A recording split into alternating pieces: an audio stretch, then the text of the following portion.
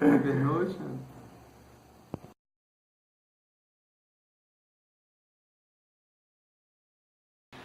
Boa tarde, aqui é o Miguel do Estúdio Mago, um dos organizadores do primeiro Congresso Nacional de Representação de Arquitetura. E hoje a gente está aqui com o arquiteto e professor Matheus Pontes. Ele vai falar um pouquinho para a gente da forma de trabalho dele, da forma que ele produz os projetos, com que tipo de projetos ele trabalha. Primeiramente, muito obrigado por receber a gente aqui. Eu sei que o tempo é curto, né? Sempre. É um prazer estar aqui com você hoje e a gente já vai fazer uma coisa muito rapidinho aqui, tá? Beleza, vamos lá. Então, conta um pouquinho mais, assim, para quem não te conhece, sua história, um pouquinho das coisas que você, tudo que você fez até hoje, até chegar aqui. Tá, bom, primeiro eu formei na UFMG mesmo, em 99, né? Fui um dos estudantes assim, que participou do primeiro momento de transição do desenho à mão para o desenho digital, né? Eu não cheguei a desenhar à mão profissionalmente, né? Normografei 4 letras na minha vida, assim, uma circunstância muito específica. Então, já trabalhando com os CADs da vida, 3D Studio, essas coisas que a gente começou lá nessa época, né? Eu mantive escritório aí entre 99 e 2005, mais ou menos, trabalhando com projetos pequenos, né? Que era o que a gente fazia na época. Trabalhei um pouco com representação, com perspectivas, as primeiras perspectivas de computador aí, né? Com 3D Studio, Photoshop, essas coisas. Muito precárias, muito diferentes do que a gente produz hoje. Depois desse momento eu fiz um mestrado, né? Fui também na UFMG, na Escola de Arquitetura, sobre habitação em áreas centrais, que foi o meu tema na ocasião. E, enfim, aí nesse momento eu fiquei um pouco meio acadêmico, logo depois eu fui dar aula no Isabella Henriques, onde eu comecei minha carreira como docente, né? Nesse período eu trabalhei um pouco na universidade também como arquiteto, então trabalhei com alguns projetos institucionais por lá, projetos na época do Campus 2000, e era chamado Campus 2010 na verdade, né, que eram os prédios do Reúne. E depois eu passei no concurso, né, para dar aula na UFMG, entrei na Escola de Arquitetura e voltei a ter um escritório, ter uma prática profissional a partir de meados de 2013, quando em associação com outros escritórios aí de engenheiros, comecei a trabalhar fundamentalmente com projetos institucionais, né? Projetos públicos institucionais. Projetos de grande porte. Prédios aí entre 2.000 e 6.000 metros quadrados, 7.000 metros quadrados, por aí, né? Eu considero isso médio porte, mas assim, são coisas bem maiores, bem mais complexas do que eu tinha hábito de trabalhar anteriormente, né? Hoje, se você fechar um projeto hoje, qual que é o ritmo de trabalho que você tem? Você tem, por exemplo, como são projetos grandes, projetos institucionais, eu imagino que tenha algum fluxo, às vezes padronagem de forma de projeto. Como é que é essa dinâmica do projeto aqui no escritório? Bom, é uma dinâmica que a gente tem ainda corrido muito atrás do prejuízo, né? Desde que a gente começou essa versão do escritório, né, de 2014 para cá, a gente tem sempre trabalhado, eu vou dizer que a gente trabalha acima da nossa capacidade, desde sempre. Então, a gente está sempre correndo atrás do prejuízo da padronização, né? Hoje, o escritório é pequeno, apesar do porte dos projetos. Toda a parte de concepção de projetos fica, né, sob minha responsabilidade. Tem uma equipe aí com o pessoal que desenvolve esses trabalhos, né? E a gente vai tomando decisões durante o processo e, enfim, sistematizando, tentando gradualmente acumular decisões, né? Acumular padrões, acumular referências e tudo mais. A gente vê um potencial muito grande de padronização e otimização para esse tipo de trabalho que a gente faz. E ainda ainda assim não é um processo muito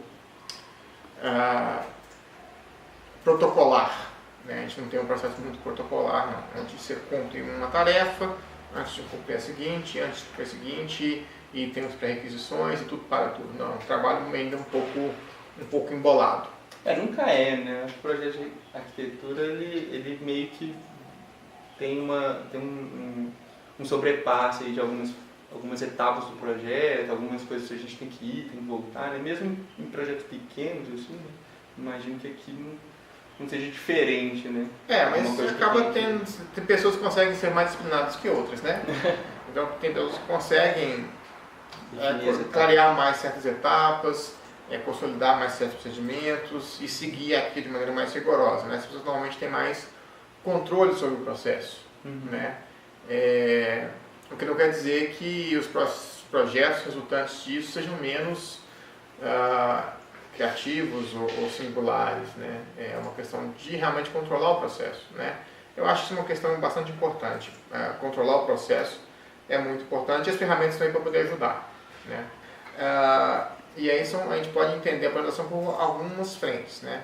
Uma frente é a padronização de processos de projeto, né? Eu sempre vou fazer primeiro uma implantação numa escala definida, de volumes, né? E assim que estiver definido eu vou tentar trabalhar com layouts específicos de ambientes. Isso é uma padronização de processos, né? Eu posso ter a padronização das minhas ferramentas, né? Eu trabalho com um software específico, então aquele software específico eu tenho somente 5 tipos de componentes com os quais eu vou lidar. Então, assim, eu tenho um certo controle com relação aos produtos que vão sair disso, ao mesmo tempo que eu tenho que empurrar esses 5 componentes para qualquer coisa, né? E tem a padronização que é daquilo que a gente projeta, né? Se eu uso sistematicamente um tipo de porta, ou um tipo de janela, ou um tipo de parede, enfim, onde eu não abro espaço para materiais novos, isso é um outro tipo de padronização, né? Cada uma tem a sua função. Eu acho que nós temos que perseguir todas, no sentido de enfim, desempenhar um pouco mais, ter um pouco mais de produtividade, mais controle do que a gente está fazendo.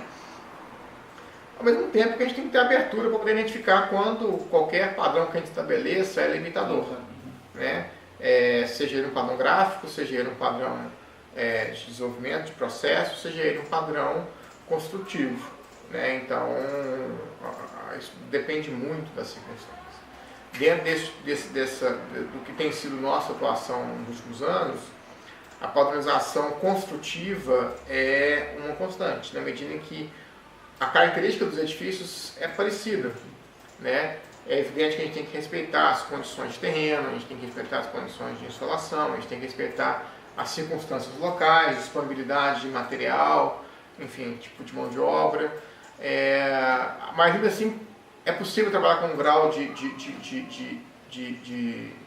padronização muito grande em relação a componentes, né?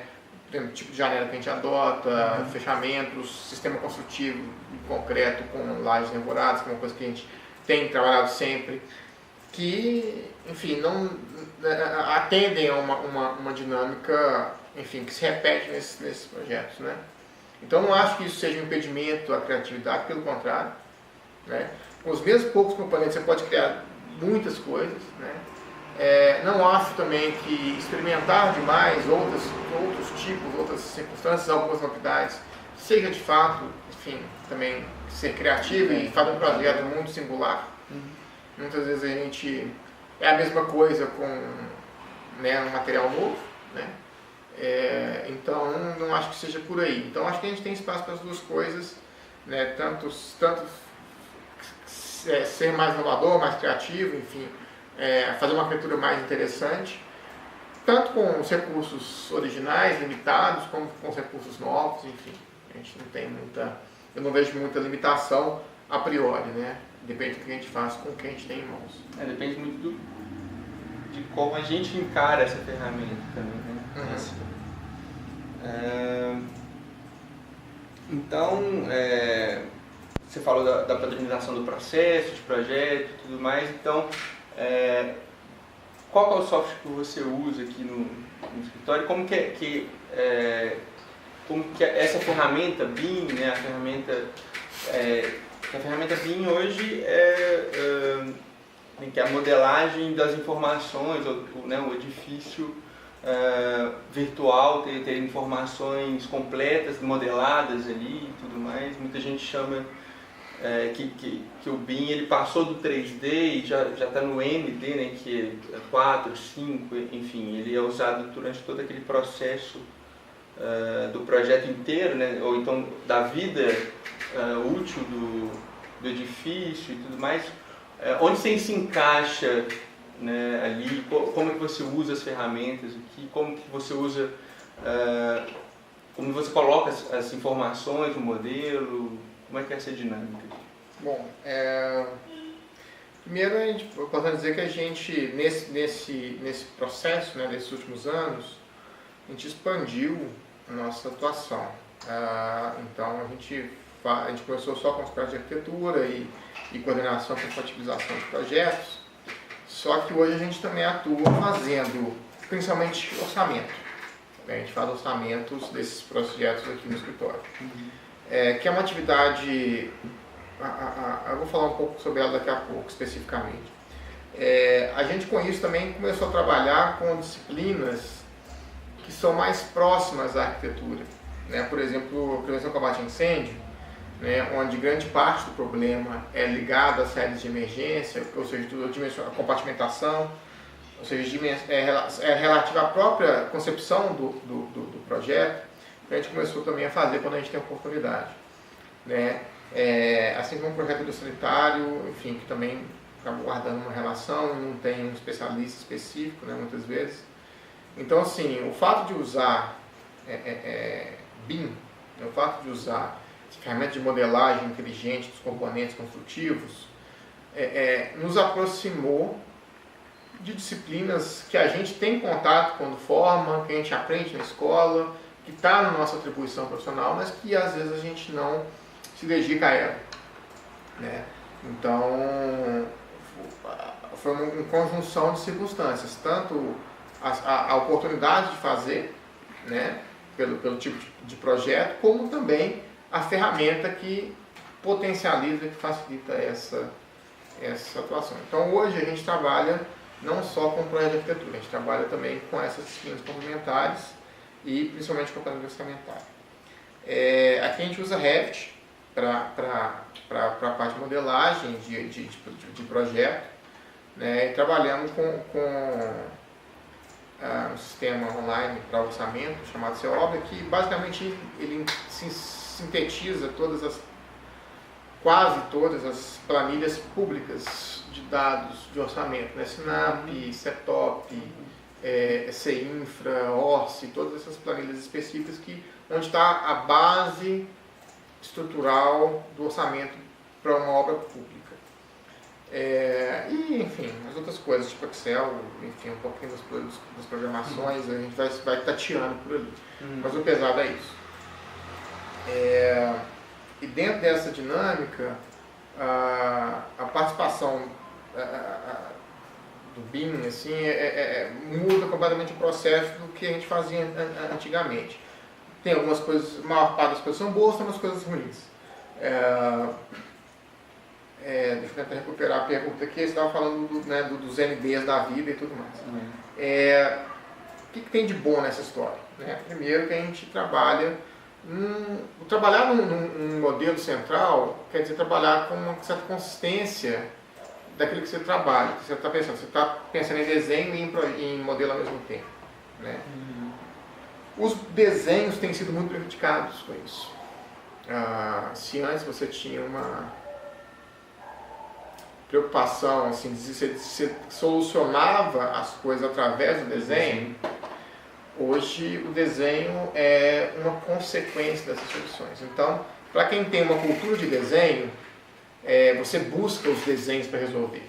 Para quem não tem essa cultura, e acontece, eu vejo isso nas pessoas mais novas, que já começam lidando diretamente com softwares que modelam, né, BIM, seja ArchiCAD, seja Revit, seja Vector, o que for, você vê que assim, o processo cognitivo é completamente diferente. Então, o processo decisório é diferente. Então, às vezes, muitas decisões passam batido ou são tomadas numa direção que não é aquela direção ainda calcada nas pessoas ortogonais, enfim, na lógica do desenho. Isso para mim é um negócio que ainda está em aberto, assim, eu não sei como é que isso vai ser para frente, até que ponto que isso é algum tipo de saudosismo, memória conservadora da minha parte, né? Ou se de fato há uma perda em processo, né? Evidentemente como um outro coisa entrando no lugar. Então o nosso trabalho ele oscila assim. E aí, em relação ao BIM especificamente, a gente ainda não tem um processo muito elaborado quando a gente está da gestão da informação, que é algo que todo mundo fala o tempo todo, né? Então vai lá do ND da vida, né? Eu acho que na verdade esses termos são muito ruins. É como se você fizesse só um bom modelo fosse pouco. E não é. Né? Assim, só o simples fato de você modelar tudo bem modelado, extrair os desenhos a partir daquele modelo, enfim, ter uma consistência nas informações, coerência entre as peças gráficas, isso é uma grande coisa. Então, assim, o BIM 3D, que todo mundo fala que é uma bobagem, que é muito pouco, mas não, é um negócio fundamental. Especialmente na realidade do pequeno escritório, porque o pequeno escritório é do arquiteto, ou do engenheiro mecânico, ou do engenheiro eletricista. Esse cara ele não domina o processo inteiro, ele não está na cadeia inteira, ele está cuidando de um projeto, certo? Uma parte. Não, ele está cuidando de um projeto, de uma disciplina. Uma parte do todo. Ele está cuidando de uma disciplina, né? E não tem quem faça o todo, por quê? Porque cada um na sua. Quem que vai ser o cara que vai, o BIM Manager, que vai lá pilotar aquele modelo BIM, que tem 4 escritorinhos pequenos fazendo, e vai garantir a integridade daquelas informações a ponto de uma quinta pessoa, que é um orçamentista, extrair as quantidades, e se mudar o orçamento, sai mudando todo mundo lá para trás. Sabe? Isso não é uma realidade atinente a um escritório pequeno de arquitetura. Né? Muito embora seja uma realidade atinente a uma construtora, que ela sim se beneficia de um modelo íntegro na medida em que aquele modelinho dá suporte para a obra. Né? Então acho que a gente tem que também baixar um pouco a bola em relação às expectativas, às demandas, ao que a gente tem que chegar. Né? Não tem problema a gente não fazer ND, porque na verdade, assim, eu até sou bem contra esse tipo de preocupação. Assim, nosso problema é tridimensional, sim, tridimensional, tá? Nosso problema é, vendo arquiteto, né? Esse estrito senso, esse objeto aqui. O pessoal entra com a ideia do 4D. Né? O 4D é o tempo, né? Sim, aí assim, nós falamos de cronograma de obra, nós falamos de vida útil do prédio. Bom, são coisas que são importantes, mas que estão na seara de no processo tradicional, na seara de um outro profissional. Né? E que assim, não interferem, por exemplo, no banheiro, não interfere no banheiro que eu estou fazendo, não interfere, não dá.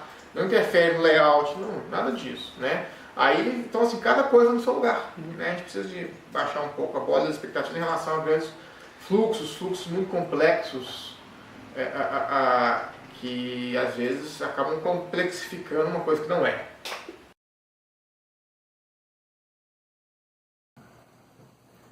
Normalmente os arquitetos eles têm uma grande resistência, principalmente os mais antigos. Você falou que quem está mais acostumado, entre aspas, ou desenvolve seu trabalho pelo desenho, não pelo modelo 3D, né? Como a gente, igual eu mesmo aprendi na escola de arquitetura, a gente já foi nesse sentido, né? De trabalhar muito mais o modelo 3D e tudo mais, e às vezes eu sentia muita falta até do desenho.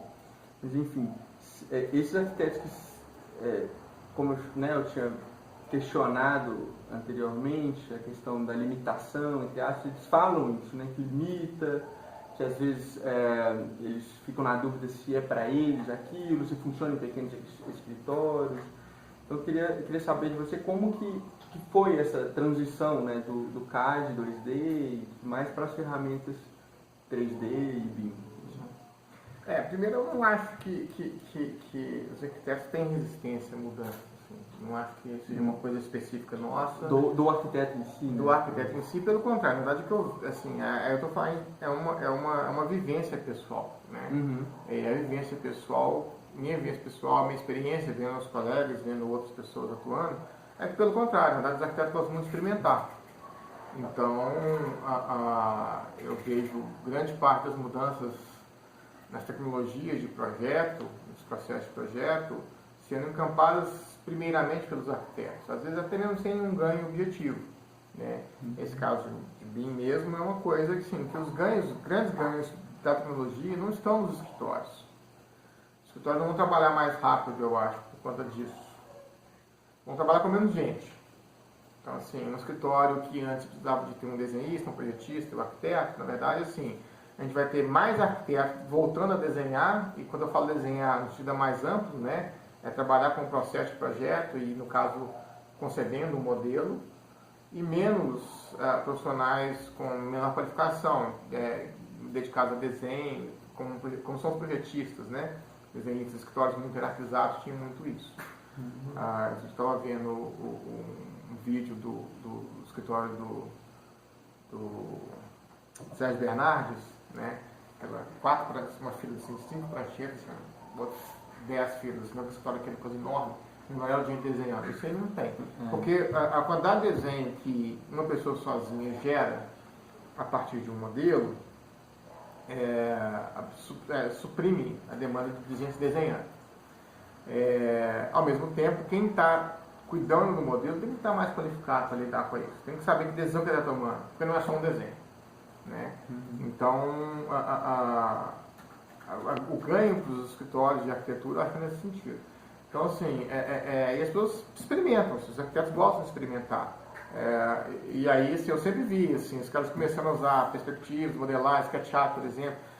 Enfim, a gente vai experimentando, quer ver o que tem de novo aí, próxima versão. Né? Enquanto você vê o pessoal de projeto de instalação, por exemplo, muito mais comedido, muito mais controlado, muito menos experimentalista das tecnologias. O que me parece que afeta um pouco o papel de cada um na cadeia, né?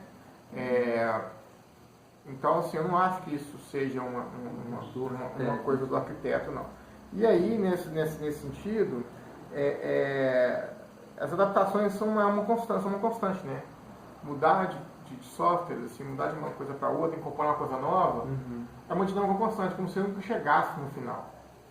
Como o próprio projeto às vezes não chega no final. Como o próprio projeto não chega no final. Eu acho que a gente está nesse tipo de coisa, né? Agora a gente tem que incorporar as parametrizações, os Dynamo da vida, os Grasshopper, que isso sem ter uma mudança, mais uma mudança paradigmática aí que está acontecendo, e que a gente não sabe bem como é que ela vai se dar, né? Assim, não é para poder fazer coisas regulares, não é para isso, assim, que interessa uma coisa dessa. Então, eu não vejo muito essa limitação de adaptação. Temos os riscos, né? Então, às vezes a coisa não tem um dia no CAD e um dia no Revit, não. Tem um bololô que está ali, um pezinho lá, um pezinho em casa, um pezinho mais aqui e tal, e a coisa vai se adaptando, né? Como eu, particularmente, enfim, tem uma história longa, né? Já com as ferramentas em geral. E sou um profissional que fica com muito a mão na massa, né? Diferente do escritório mais artesado, onde tem um cara que cuida mais de concepção, problemas conceituais, e aí tem uma equipe de desenvolvimento, então você acaba... Qualquer adoção de tecnologia depende muito da equipe que desenvolve também, né? Então isso pode caminhar para um lado ou por outro. Enfim, cada um tem a sua dinâmica. Como eu sou muito bom na massa, então assim, eu sempre, desde o meu momento, fiquei ali batalhando esse tipo de coisa, né? Quando em 2009 foi o primeiro contato formal, né? Eu ainda estava trabalhando com uma fé da FMG, passei rápido numa revisão, falei, não, vou começar a usar esse troço. E aí a gente fez um curso, na época o Altivo estava começando a dar os cursos lá na Crina, enfim. Ainda era na casa dele, lá no Santo Antônio. E aí a coisa vai incorporando aos poucos. Passa muita raiva, você volta para trás, você não consegue fazer, tenta de novo. E hoje, assim, hoje já é uma situação em que não tem espaço para o CAD. O pessoal que está aqui agora, o Ramon, mas o Plínio, o Ramon até que desenhou no CAD um pouquinho, o Plínio não desenhou nada no CAD. Não é isso, Plínio? Então, assim, não tem experiência nenhuma de CAD. Né? Então, assim, é capaz de se pedir para ele fazer um mapa, ele vai para o Revit. Porque entra o negócio do martelo, né? Você tem um martelo, você vai martelar, né? Eu lembro do Adriano Márcio Correia, que fazia uns desenhos no Corel. Ele sabia mexer com Corel, então fazia uns desenhos técnicos no Corel. O Silvio Podestá fez muito desenho técnico no Photoshop, que é a ferramenta que ele começou a desenvolver, né? Então, as pessoas se viram um pouco as ferramentas, né? E hoje a nossa ferramenta é essa. O Silvio, eu lembro que eu fiz estágio lá uma época, entregava o CAD pra ele. Quando ele começou a trabalhar com CAD, ele não colocava medida, ele só fazia os croquis, assim, as linhas soltas, entregava pra gente. Aí a gente ficava maluco lá e tinha que, né, entregar rápido e tudo mais. Até que um amigo meu continuou lá depois e ele começou a desenvolver com o Revit também. Diego? É, o Diego. Começou a desenvolver o Revit também lá dentro e tal. E hoje tá mais... acho que ele tá mais aceitando mais. O Silvio é um exemplo interessante, porque o Silvio, né, um arquiteto já com muita história e um exímio desenhista, né, assim... Ele tem um processo dele bastante consolidado, ele continua com o processo dele, não é muito diferente do meu, em termos de usar os croquis, tomar decisões, experimentar um pouco no desenho técnico, volta um pouquinho, você vai somando, né, essas camadas de decisão. Só que ele usa o que ele tem de ferramenta ali, então assim, ele faz um projeto inteiro à mão com 2 dias ali na manteiga, rapidão, que é a ferramenta que ele domina de fato. E ele usa, vai aprendendo, aprende um pouco aqui, experimenta um pouco ali, né? E isso é bastante interessante, assim. No caso dele, não muda muito, eu acho, o processo decisório, né? No nosso caso aqui, o processo decisório ele é um pouco mais híbrido, né? Eu não consigo imaginar, porque é um processo decisório lastreado ainda no desenho, apesar do desenho ser feito modelando o tempo todo, né? Mas as coisas viram desenho, a aproximação com o problema é via desenho, bidimensional e de perspectiva, né? Então acaba que o lastro é mais ou menos o mesmo, né? E agora a gente está vendo uma mudança do processo decisório, né? Que eu não sei se é pertinente, né? Essa ideia de que algoritmos tomam as decisões, né? Algoritmos são decisões baseados no que eles têm de experiência, baseado no que eles têm de disponibilidade de informação, baseado naquilo que nós demandamos dos algoritmos, né? Enfim, eu estou guardando para ver, né? Assim, como é que isso vai se dar? Eu não sei como é que é o mundo onde ninguém mais vai trabalhar. Porque isso é uma coisa que me deixa um pouco puxada, essa ideia de que o processo de concepção vai ser dado por um algoritmo. Ok, então quer dizer que eu tenho que programar. Então todos seremos programadores, né? Todas as profissões do mundo vão ser um programador com alguma expertise numa área específica. Então, ser um programador como expertise de arquitetura. Então, ele programa coisas para os arquitetônicos, mas fundamentalmente é um programador, né? E por aí vai, programador de tudo, né? Tem uma referência nos advogados agora, né? Que grande parte do trabalho de um advogado júnior, de um escritório grande de advocacia, é pesquisa de jurisprudência, pesquisa de decisões específicas, pesquisa de literatura, né?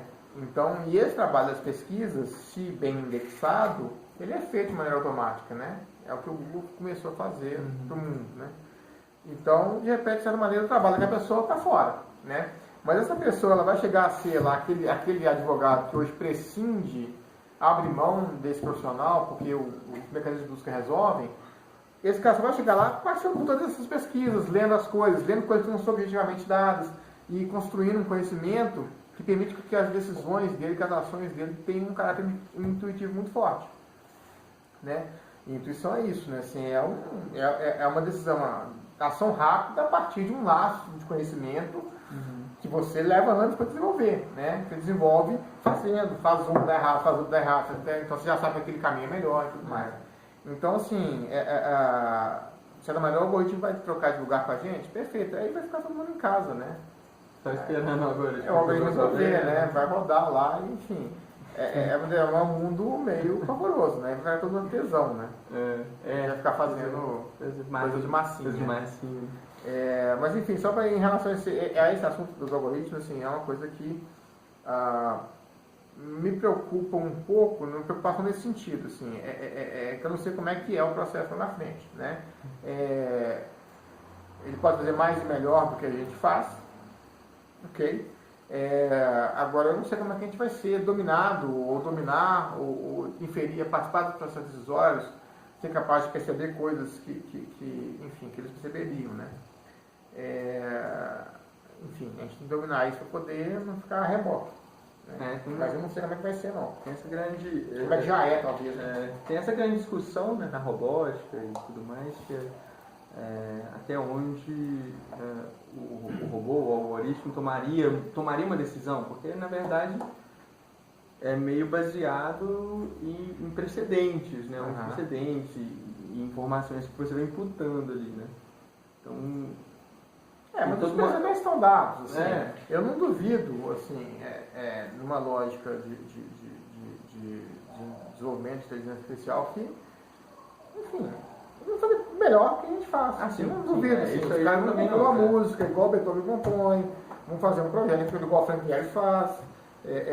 Então, assim, os dados já estão aí, né? Tem uma série de estudos, tem aqueles estudos lá das casas do Paládio, né? Que é um dos primeiros estudos nesse sentido, assim, de como é que criar uma vila do Paládio, né, algoritmicamente. Né?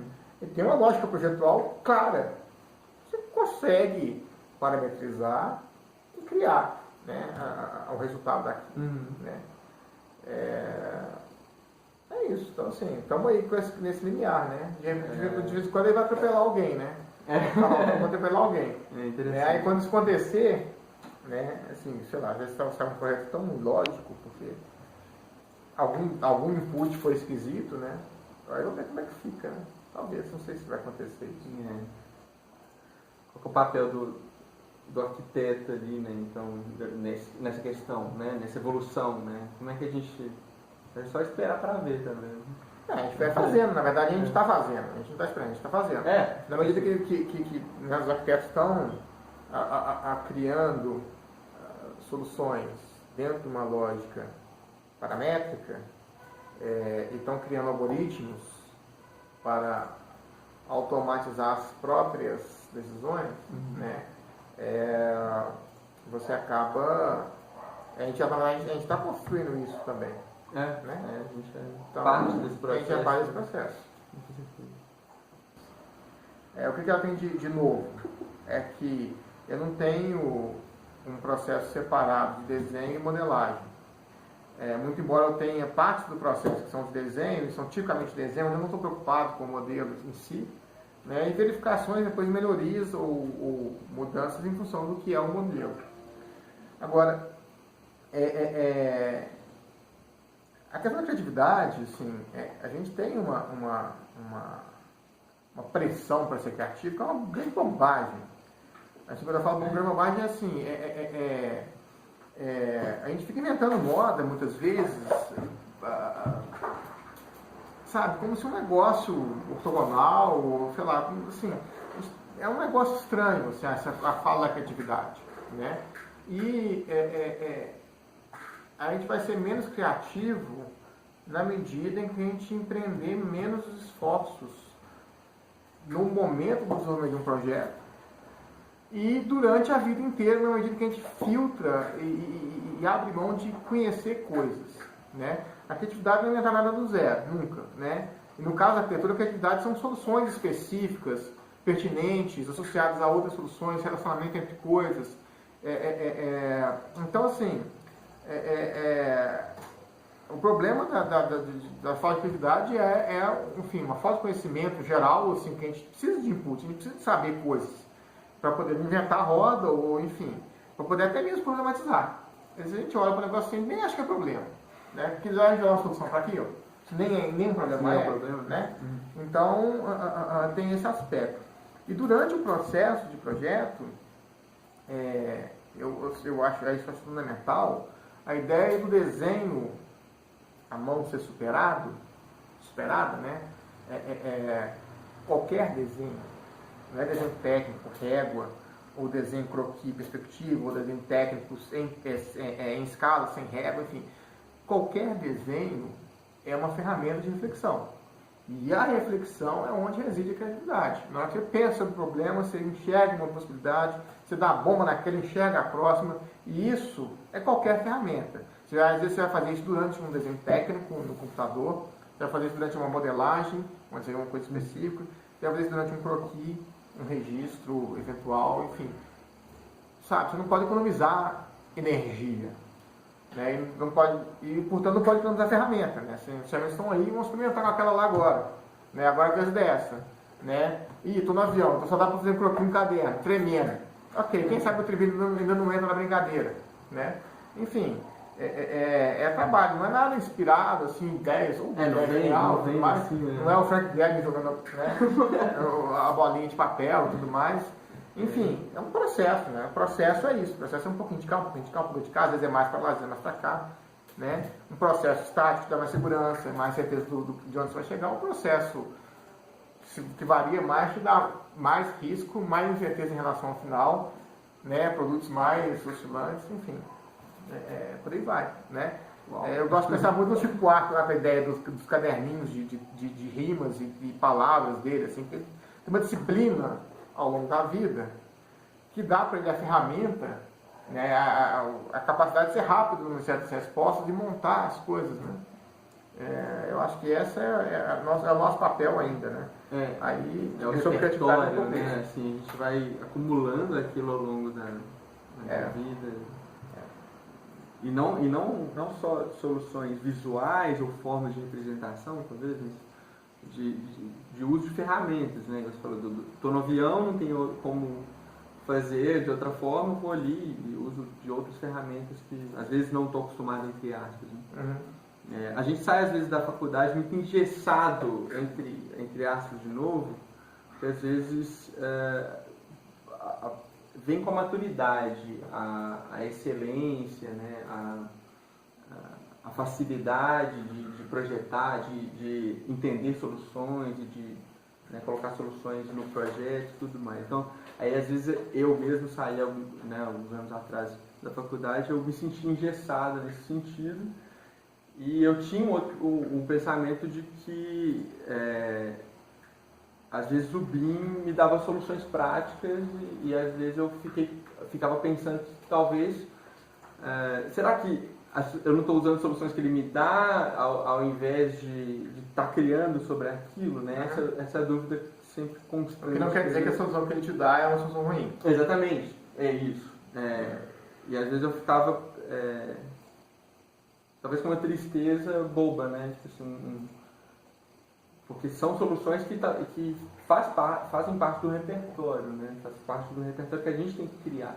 Repertório visual, repertório, enfim, viagens que a gente tem que fazer. E essa coisa que você falou da criatividade, você tem que estar com a mente aberta para receber também, né? Receber e ampliando esse repertório é muito interessante. Qualquer vivência é relevante. Né? O importante é a gente estar sempre aberto para crescer, né? Enfim, estar sempre pensando, né? Sempre refletindo, sempre problematizando e respondendo, né? Fora isso, a gente fica paradão mesmo. Aí é o algoritmo, né? É verdade. O algoritmo. Acho que é isso tudo, né? A gente... acabou falando mais do que a gente imaginava que ia ser, porque o assunto é realmente muito grande, muito interessante, dá pra gente ficar batendo papo por horas. Foi enriquecedor, como sempre, nessas conversas, engrandecedor. Eu acho que eu saio melhor aqui hoje, eu acho que todo mundo que tá vendo vai sair melhor também. Como sempre, muito obrigado por ter recebido aqui, foi uma experiência ótima. E obrigado pelo tempo, né? Obrigado por ter aceitado participar do congresso. E espero que da próxima vez a gente tenha um tempo de ter uma aula inteira, né, mais direta. Assim. Perfeito. Beleza? Perfeito, é um prazer. Então, obrigado. Até a próxima. Tchau, gente. Até a próxima.